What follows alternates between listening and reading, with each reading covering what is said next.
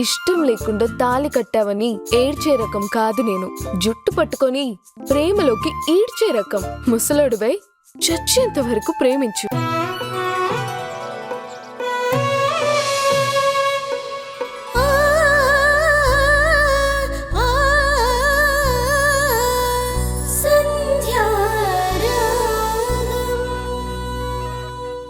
అమ్మా సంధ్య, చెప్పడం మర్చిపోయాను.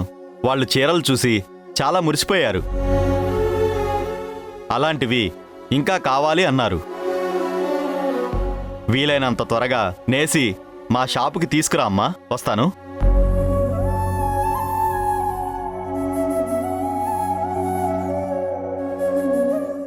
ఇంకా కావాలి అంటే చీరలు నెయ్యాలి. అన్నయ్యకి తప్ప ఎవరికీ మగ్గం రాదు. చీరలు నేయకపోతే మనకి డబ్బులుండవు. ఇప్పుడేం చేద్దాం?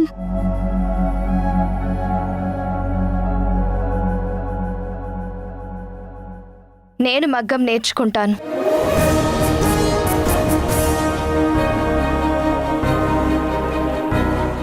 నువ్వా వదినా?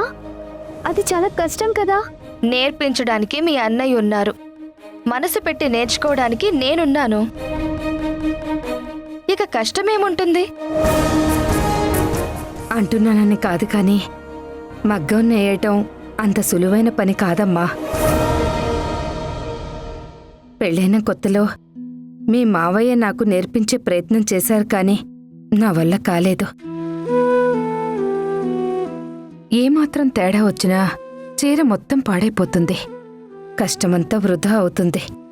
అత్తయ్య, మనకున్న ఏకైక ఆధారం ఈ మగ్గం. ఇన్నాళ్ళు మగ్గాన్ని మీ అబ్బాయి దైవంగా భావించారు. ఇక నుండి నేను కూడా అంతే భక్తి శ్రద్ధలతో మగ్గం నేస్తాను, కష్టపడతాను. నేర్పు వచ్చే వరకు ఓపిగ్గా నేర్చుకుంటాను. సంధ్య, ఆల్ ది బెస్ట్. మాస్టర్ గారు, క్లాసులు ఎప్పటి నుండి మొదలు పెడతారు? ఆలస్యం ఎందుకు? రేపటి నుంచి స్టార్ట్ చేయండి.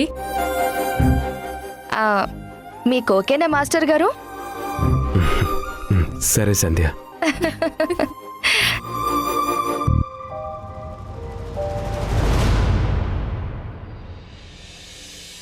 అత్తా, అత్తా, నేను చెప్తే నువ్వు వినలేదు కదా. నీ కొడుకు నీకు అబద్ధం చెప్తున్నాడత్తా. ఏం మాట్లాడుతున్నావే? అసలు రాజేష్ నాకు అబద్ధం చెప్పడం ఏంటి? అబద్ధం చెప్పడమే కాదు, మోసం కూడా చేస్తున్నాడు. నా కొడుకు నన్ను మోసం చేయడం ఏంటి, అబద్ధం చెప్పడం ఏంటి? అసలు ఏం మాట్లాడుతున్నావు? బావ ఆ రోజు హాస్పిటల్లో బిల్ పే చేశాడు అంటే చచ్చా నాకేం తెలీదు అన్నాడు కదా. నేను ఎంక్వైరీ చేశాను. బావ హాస్పిటల్లో బిల్ పే చేశాడు.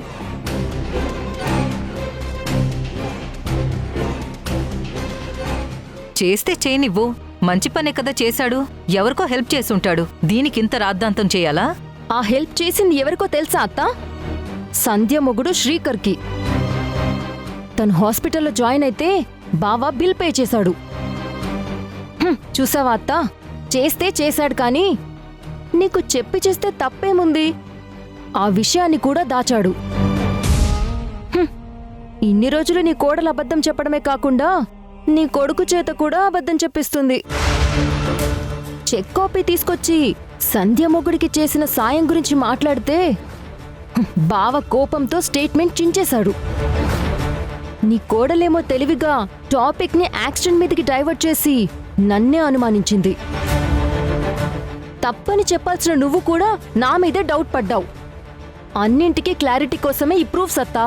మౌనిక, నువ్వు ఇంటికొచ్చింది నా కోడలు దొంగతనం ఎందుకు చేసింది, దాని వెనకున్న రహస్యం ఏంటి అని కనిపెట్టడానికి మాత్రమే. అది వదిలేసి మిగతా విషయాల్లో తలదూర్చి ఎందుకే కొత్త సమస్యలు తీసుకొస్తున్నావు? ఓ మై ఇన్నోసెంట్ అత్తా, ఈ ఇంట్లో జరిగే ప్రతి ఇష్యూ చైన్ రియాక్షన్లా ఒకదానితో ఒకటి కనెక్ట్ అయి ఉన్నట్టు నాకు అనిపిస్తుంది. అందుకే నువ్విచ్చిన టాస్క్ మాత్రమే కాకుండా అన్నిటి మీద దృష్టి పెడుతున్నాను. ఎక్స్ట్రా కేర్ కూడా తీసుకుంటున్నాను. నా రీసెర్చ్లో ఏం తెలిసిందంటే ఇన్ని రోజులు విందే ఒక్కతే అనుకున్నాను, కానీ ఇప్పుడు బావ కూడా అబద్ధాలు చెప్పడం స్టార్ట్ చేశాడు. ఇద్దరు కలిసి నీ అమాయకత్వాన్ని చాలా బాగా వాడుకుంటున్నారు. నీ ఎమోషన్స్తో కూడా ఆడుకుంటున్నారు. అమ్మా వింధ్య, సంజయ్ ఇంటి నుంచి వస్తున్నావా? అవును మావయ్య. శ్రీకర్కి ఎలా ఉందమ్మా? ఒకసారి నేను కూడా వెళ్ళొస్తాను. వాళ్ళ పరిస్థితికి ఏం మాట్లాడాలో అర్థం కావట్లేదు. ఆ కుటుంబానికి ఆధారమే శ్రీకర్. అలాంటి వాడికి ఇలా జరగడం చాలా బాధగా ఉందమ్మా. వాళ్ళకేదైనా అవసరమైతే సహాయం చెయ్యమ్మా. సంధ్య గురించి తెలియదేముంది మావయ్య. మనం ఇస్తే తను తీసుకుంటుందా? తనకి ఆత్మాభిమానం ఎక్కువ. తొందరపడి ఎవరేమిచ్చినా తను తీసుకోదు మావయ్య. సంజయ్ గురించి, మీ స్నేహం గురించి నాకు తెలియందేముందమ్మా. సంజయ్ అంటే నాకు గౌరవం ఉంది. నా మనవరాలి ఆకలి తీరుస్తుందన్న కృతజ్ఞత ఉంది. అలాంటి సంజయ్ ఇంట్లో సమస్య వస్తే మనం అండగా ఉండటం కనీసం మన బాధ్యతమ్మా. శ్రీకర్ గారు చేసే పని మధ్యలో ఆపకూడదు.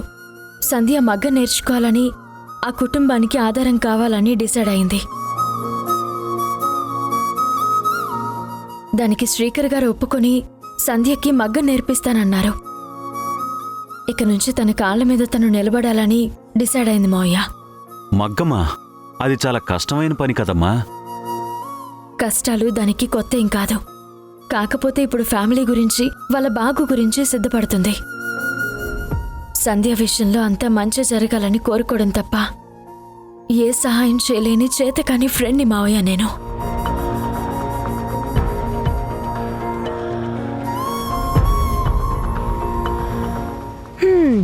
చూసావా అత్త నీ కోడలు యాక్టింగ్ స్కిల్స్?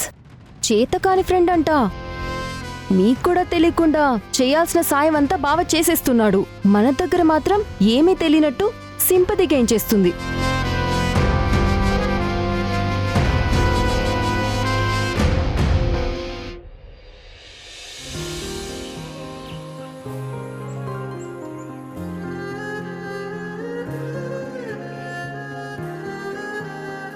ఎందుకో ఎచటికో తెలియది పయనం, ముందుకో వెనకకో బ్రతుకులో గమనం, పొరపాటులో అలవాటులో బలహీనులే బలి జీవుల విధికే ఇది చలిమంటనా రగిలే మా మనసే. ఈ ఏడు రాష్ట్ర ప్రభుత్వం చేత ఉత్తమ చేనేత కార్మికుడిగా శ్రీకర్ గారు ఎంపికయ్యారు. అగ్గిపెట్టెలో చీరని ఎంత నైపుణ్యంతో నేసిన శ్రీకర్ గారికి ఆత్మీయ పురస్కారం. ప్రతి ఏడాది ఈ ఏడు కూడా భక్తి శ్రద్ధలతో నిష్ఠగా అమ్మవారికి చీరని యువ చేనేత కార్మికుడు శ్రీకర్ గారికి అభినందనలు. సవిదేనా విధి పనేనా ఇది ఎవరి నాటకమో, బరువిదేనా ఈ క్షణాన సుడిగాలి చేరేనా, తలరాత మారేనుగా.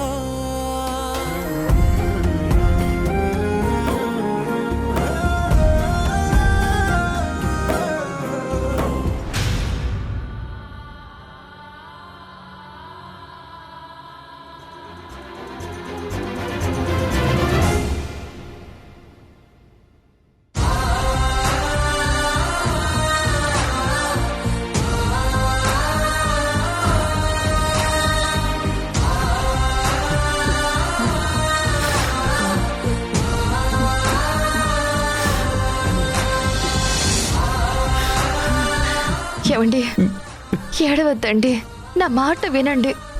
నేనేం పాపం చేశాను సంధ్య? చిన్నప్పటి నుంచి ఎంతో ఇష్టంతో నేర్చుకున్న విద్య, ఈ మగ్గాన్ని దైవంలా పూజించాను. పడుగు పేకని రెండు కళ్ళలా మార్చుకున్నాను. ఇప్పుడు చెయ్యలేక, మగ్గం పని చెయ్యలేక జీవశ్చవంలా మారిపోయాను.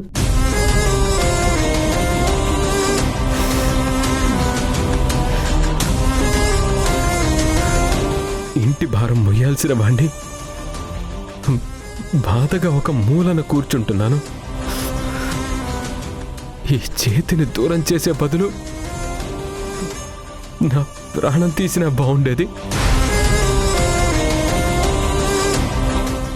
ఇంత బాధ ఉండేది కాదేమో. ఎందుకండి అలా మాట్లాడతారు? మీకేమైనా జరిగితే మేం తట్టుకోగలమా? మీకే సాయం చేయకుండా భారంగా నేను బ్రతకలేకపోతున్నాను. నువ్వెప్పటికీ మాకు భారం కాదు శ్రీకరం. ఎన్ని రోజులు నువ్వు మా కోసం కష్టపడ్డావు. ఇప్పుడు మాకు అవకాశం వచ్చిందనుకుంటున్నావు. ఎలా చూసుకున్నా కష్టాన్ని మీకు వరంగా అందించాను. చేనేత కార్మికుడికి చేయలేకపోవడం అంటే శరీరమున్నా ఊపిరి లేనట్టే. నేను మీకు ఊపిరినవుతానండి.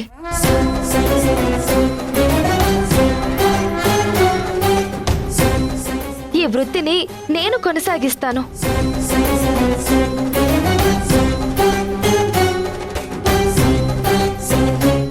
ఆ సేట్ వచ్చినప్పుడే నేను మీకు ఈ మాట చెప్పాను.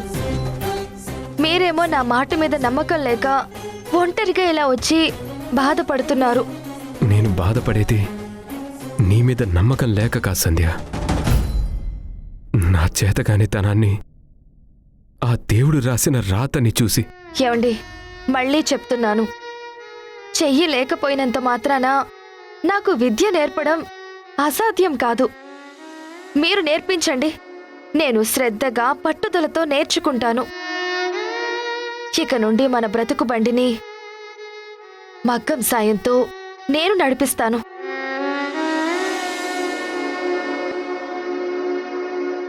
మీరు ఇప్పుడే నేర్పించడం మొదలు పెట్టండి. రా సంధ్య. జాగ్రత్త. ఇలా వచ్చి కూర్చో.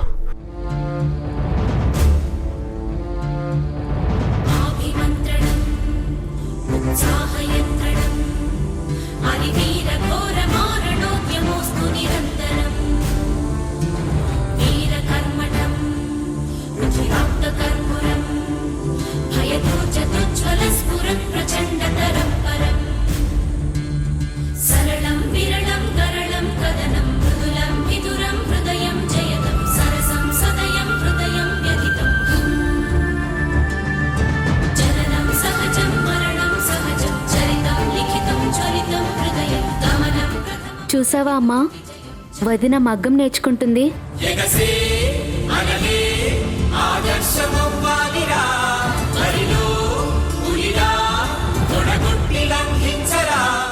వదిన పట్టుదల, అన్నయ్య చెప్పే విధానం అన్నీ చూస్తూ ఉంటే తక్కువ రోజుల్లోనే వదినికి మగ్గం వచ్చేస్తుంది. ఇక మనకి ఏ టెన్షను ఉండదమ్మా. ఎన్ని రోజులు కొడుకు కష్టం మీద బ్రతికాం. ఇక నుండి కోడలి కష్టం మీద బ్రతకాలి. నలుగురు సుఖంగా ఉండాలంటే ఎవరో ఒకరు కష్టపడాలి కదమ్మా. నీకు నాకు అన్నయ్యకి అవకాశం లేదు కాబట్టి వదిన ఆ ఛాన్స్ తీసుకుంది. నా చదువు పూర్తయి మంచి ఉద్యోగం తెచ్చుకున్నాక వదినికి ఈ కష్టాన్ని దూరం చేస్తాను.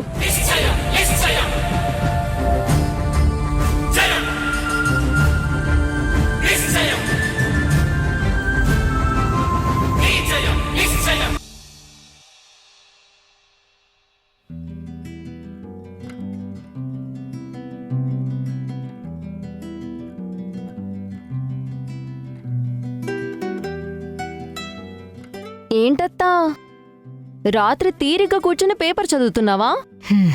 ఏమైందే? ఇది చూడు, నీకే తెలుస్తుంది.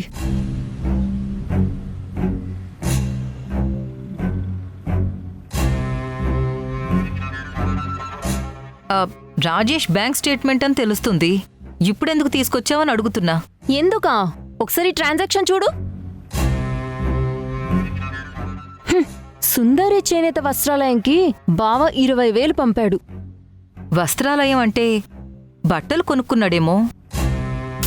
అయ్యో అత్త, చీరలు కొనుక్కొని బావ ఏం చేసుకుంటాడు? నీకింకా అర్థం కావట్లేదా? ఆ శ్రీకర్కి యాక్సిడెంట్ అవ్వకముందు వాళ్ళు నేచిన చీరలన్నీ ఆసెట్ షాప్లోనే ఇచ్చేవాళ్లేమో. ఇప్పుడు వాళ్ళ పరిస్థితి బాగోలేదు కదత్తా.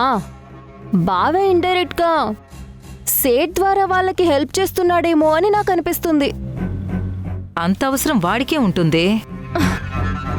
నువ్వు మరీ ఇంత అమాయకురాలు అనుకోలేదత్తా.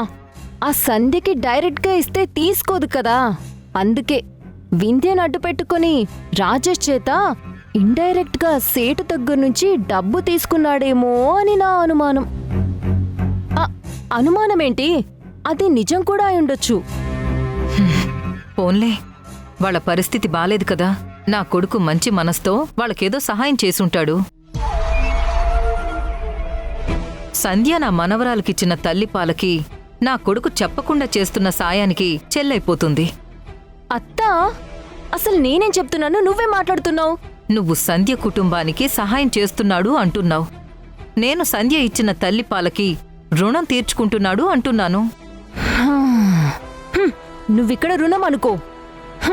అది అలుసుగా తీసుకొని ఏదో ఒకరోజు మీ అందరికీ పంగనామాలు పెడుతుంది.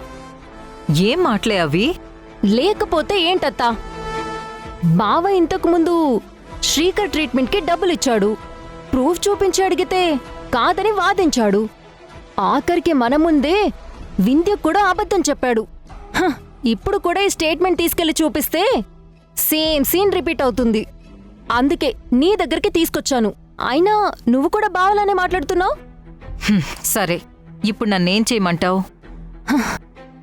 నువ్వేదో చేస్తావని కాదు, బావ ఏం చేస్తున్నాడో నీకు చెప్పాలనేదే నా ప్రయత్నం అంతా.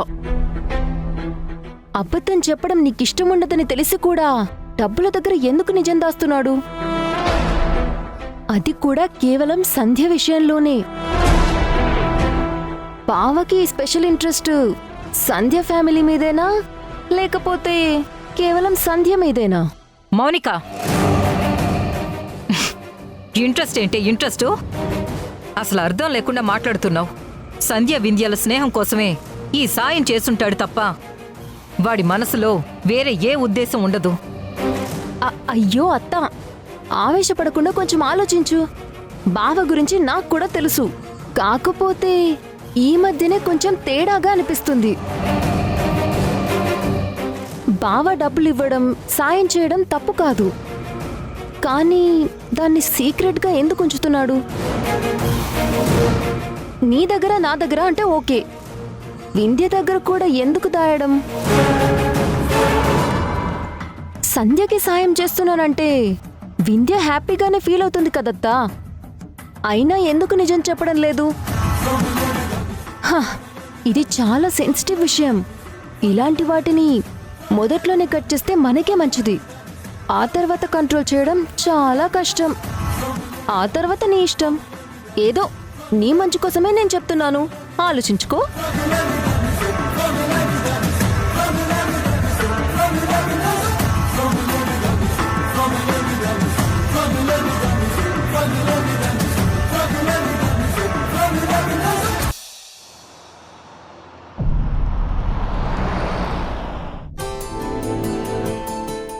ఏమండి, భోజనం రెడీ, త్వరగా రండి, చల్లారిపోతుంది. ఎందుకు అరుస్తున్నావు వింధ్యా? నేను వచ్చేశాను. వచ్చేసారా? మిమ్మల్ని చూడలేదండి. అందుకే మరి మన పెద్దవాళ్ళు నోరు తెరిచే ముందు కళ్ళు తెరిచి చూడాలి అన్నారు. సరేనండి, ఈసారి మిమ్మల్ని చూసే మాట్లాడతాను. మంచిది. కూర్చోండి.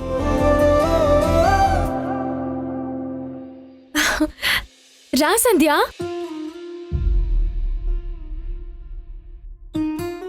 సారీ, డిస్టర్బ్ చేశానా? లేదండి, మీ ఫ్రెండ్షిప్కి నేను డిస్టర్బెన్స్ తప్ప మీరెప్పుడూ కాదు. అయ్యో, అలా అంటారేంటండి? మీ మంచితనం, మా స్నేహాన్ని అర్థం చేసుకునే గుణం వల్లే ఇప్పటికీ మేం సంతోషంగా ఉన్నాం. ఏమండి, చెప్పడం మర్చిపోయాను.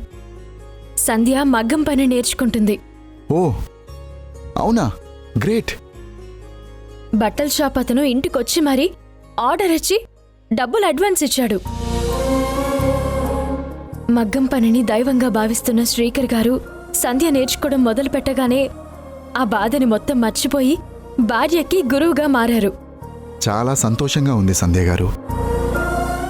Congratulations and all the best. Thank you.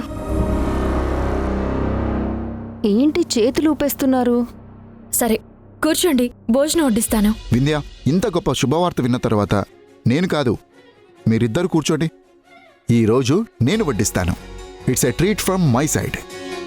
Treat party అంటూ ఇంట్లో వడ్డించడం కాదు, బయటికి తీసుకుని వెళ్ళాలి. నేను ఆల్వేస్ రెడీ. మీ ఫ్రెండ్ గారు అంటే చాలు. వద్దులే వింధ్య. నువ్విలా అంటావని నాకే కాదు ఆయనకు కూడా తెలుసు. అందుకే ఇంట్లో టిఫిన్ని పార్టీలో వడ్డిస్తాను అంటున్నారు. సరే స్టార్ట్ చేయండి. Sure madam.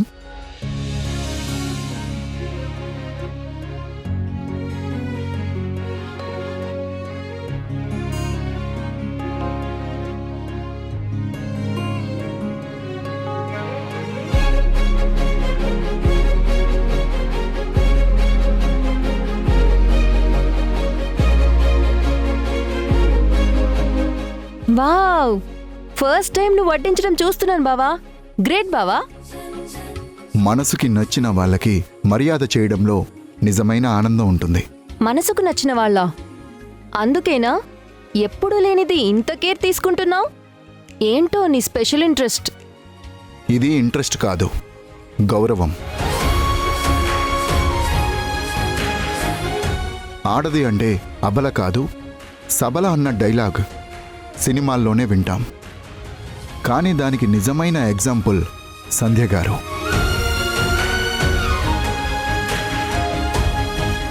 కష్టాన్ని ఇష్టాన్ని లెక్క చేయకుండా కేవలం కుటుంబం బాగు కోసం ఆలోచించడం సంధ్య గారి గొప్పతనం.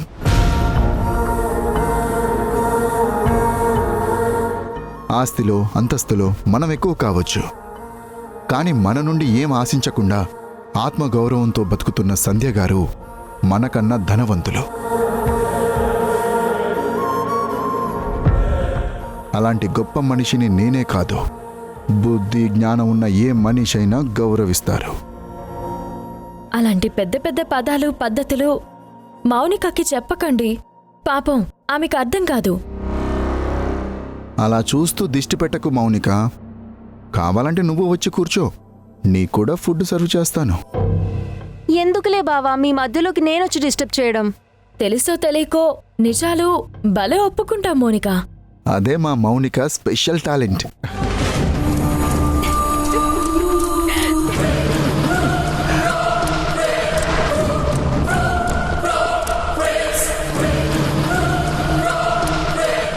నా మీద సెటైర్లు వేస్తూ నన్ను ఏడిపిస్తూ మీరు నవ్వుకుంటారా? ఈ మౌనిక గురించి చాలా తక్కువ అంచనా వేస్తున్నారు. మీ నవ్వులు ఎంతకాలం ఉంటాయో ఎలా దూరం చేయాలో నాకు బాగా తెలుసు.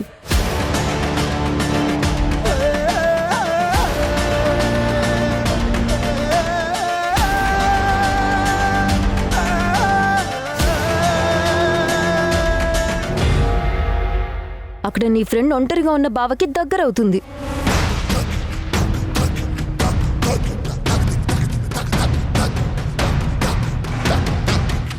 మనిషికి మంచితనం ఉండొచ్చు కానీ జీవితాన్ని నాశనం చేసుకున్నంత అమాయకత్వంగా అయితే మారకూడదు.